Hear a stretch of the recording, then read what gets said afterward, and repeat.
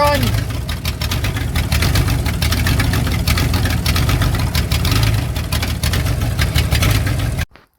Well, it didn't drive off the trailer totally straight, but it drove off the trailer. Lawn took a little bit of a beating. We got her in the shop. Alright guys, we're going to get to the aftermath of this Volvo finally. It was actually ran about a week ago. It's just been a busy week getting my pro car ready to go for tomorrow and stuff. I'm tired. It's been a busy week. And yeah, I just want to start the video off by saying if you're a Volvo enthusiast, one of these guys that watches these videos and has zero interest in Demolition Derby, and then feels the need to comment and all that and get his feelings hurt, I would probably just stop watching now, because it's an aftermath video of a Volvo that I smashed that you guys didn't want me to smash in the first place. There's no point in really watching any further and then getting all upset over it. Your feelings. I'm going to try something a little different this time. I'm going to try to do this with the GoPro. It's a little harder to see the screen, but I haven't really been happy with the quality on my phone. It's not really giving a true picture. So I'll give you a quick backstory on this before we get into the damage on it. But we picked this up, stripped it on the Sunday. Actually, I posted this for parts, which has been a mixed bag of feelings, but I posted it for parts. I had a real good Volvo enthusiast come.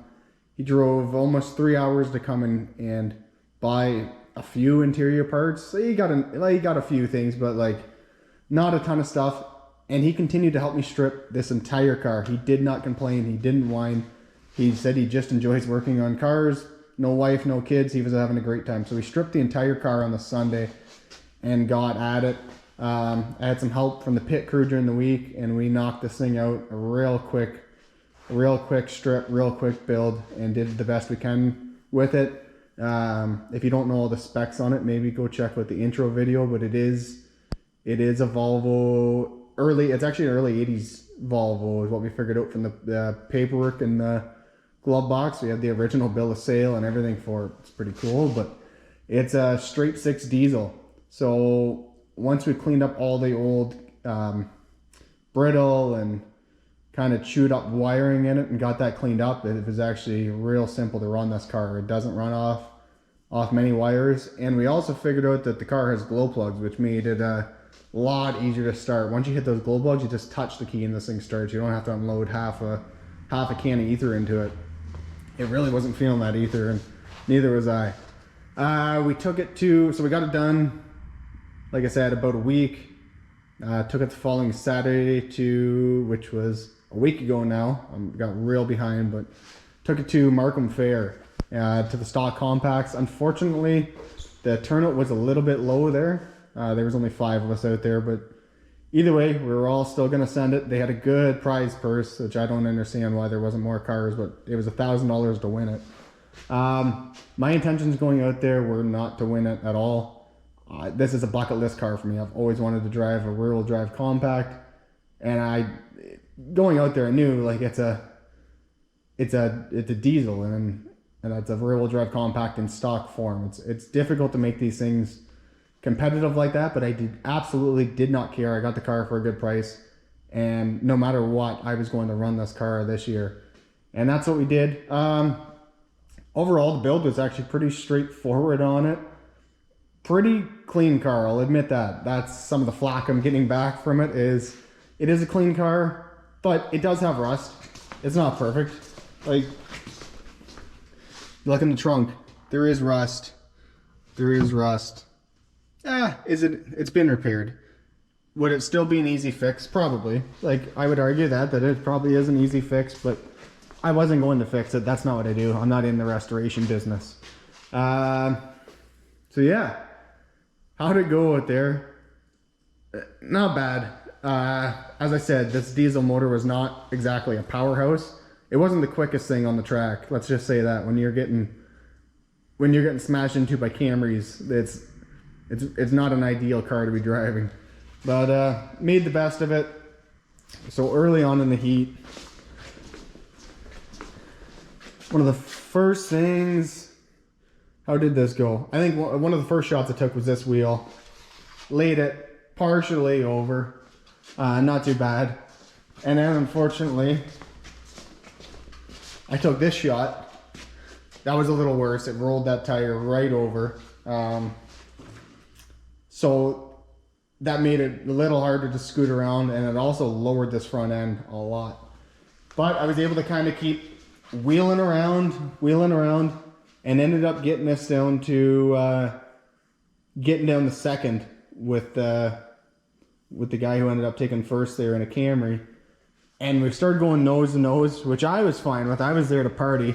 But unfortunately, with this thing sitting so low, it ended up, he was coming in and clearing right over top, getting right into the rad cradle on this thing. And what ended up happening, at that point, he was bellied, he was starting to lose power, and I actually, other than the fact that I couldn't get around really well, this thing was running like a champ. It had blown the rad hose. Check out the in-car and you'll see what's going on. Like, it blew the rad hose and stuff, but it had full power the whole time. Like, his motor did run great once we got it going.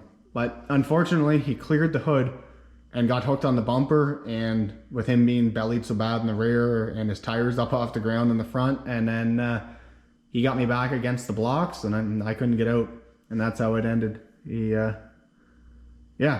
just stuck. Realistically, that's what happened. But yeah, he did put the more aggressive hit on. No doubt he deserved that first place. So, otherwise, for not really caring about this car and caring about how I was driving it, it was a tank. It did really well. So I went ahead and just overkilled the bumper completely. This is a 70s Mopar bumper. You cannot shorten in this class, but if you have removable bumper shocks, you can take those off. That was a massive advantage for this thing, because I lost probably at least 6 inches off the nose of this car. And it's actually pretty cool. A little hard to see maybe. It actually took the end of this frame and just nosed that bumper up. The rest of this frame is fine. From what I can see, we haven't opened up this hood yet or anything like that. As I said, I've been working on the Pro car all week. I'm finally getting around to just even doing this aftermath. But that was pretty cool. That's basically the damage out front. As I said, that strut snapped right off. The side is actually pretty clean. Didn't get a lot for wheel shots or anything like that. The trunk did some, I'm gonna say, okay things. We put a good heavy notch in this.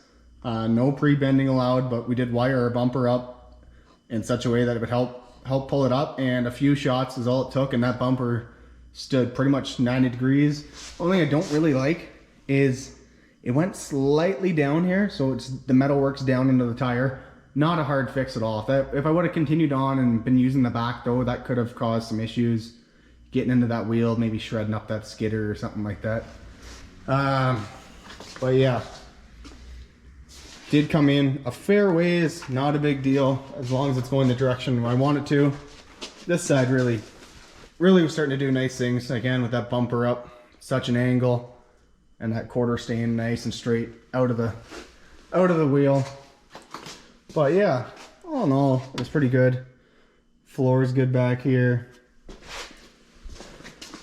I did shut this car off after the heat, and I wanted to drive it out of the ring, hopped in the car, and there was absolutely nothing on the starter. And this thing was running mint when I shut it off, so I knew it had to probably be something with a neutral safety, and it was. Brought it home on the trailer, traced the wire, and just touched the starter wire down to the battery, and this thing fired right up again, no hesitation. There's no water in it, but you wouldn't know it. This thing runs great. You can't say enough good about it.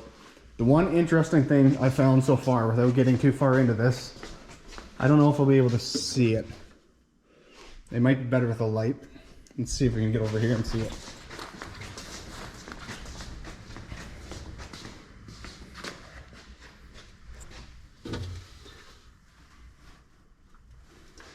I don't know if you can tell, but that firewall is actually pushing into the car, meaning this car didn't bend the front frame rails. It's actually shoving the firewall inside of the car. I thought that was kind of interesting. I'm not sure exactly how I'm going to stop that, but that's pretty cool. Coming from driving the W bodies and completely wrecking the front rails every time I'm out there, that was different.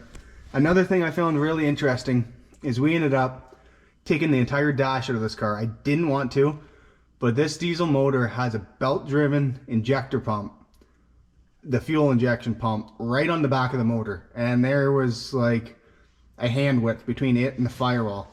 So we ended up taking the dash out, cutting a hole in the firewall. And now what has happened, see if we can get in there and see.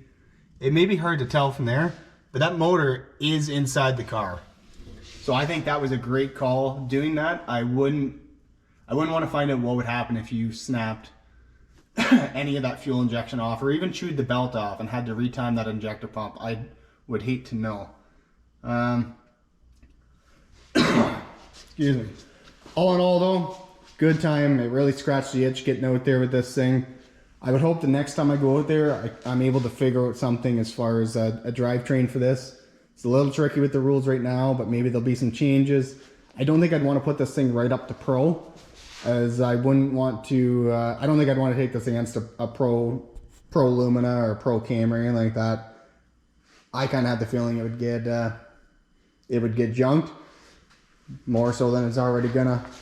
But I'm hoping I can do something with the motor to give it a little more get up and go a little bit, so I can avoid those shots. Maybe when somebody's coming for my wheel, when you step on it now, it pours the black smoke and like takes its time backing up like you're backing out of a parking spot. Like I want this thing to get up and get out of there. Anyway, guys, that was a really quick overview on what happened. But as I said, it's been a long week. It's been a week since this thing has ran, and it's just, I just wanted to get something out of it. So I may fill you in as I'm kind of fixing it, tweaking that back end up, but probably nothing will happen with this until the rule set comes out for next year. I just don't really know what I can do until I see some rules and get a plan together for it. But anyway, that's the aftermath of round one on the Volvo.